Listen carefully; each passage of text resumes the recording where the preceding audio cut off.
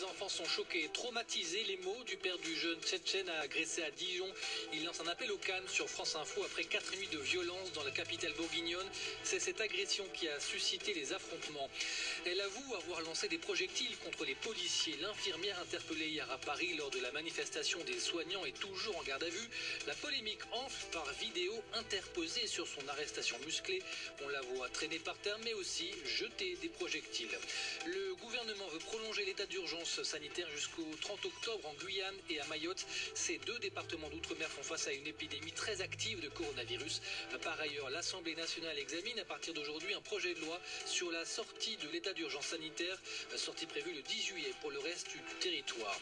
Ça nous concerne tous. L'eau du robinet en France contient régulièrement des résidus de pesticides, pour certains interdits depuis des années. C'est ce que relève une étude de l'association Génération Future. Ces produits sont potentiellement cancérigènes ou perturbateurs endocriniens.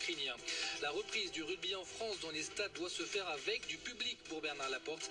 Sinon, affirme sur France Info le président de la Fédération française de rugby, ce sera dramatique. Si le foot français ne peut pas encore reprendre, les amoureux du ballon rond vont pouvoir se réjouir avec le retour aujourd'hui de la première ligue anglaise. Le foot anglais reprend ses droits. Des millions de fans dans le monde attendent avec impatience cette reprise.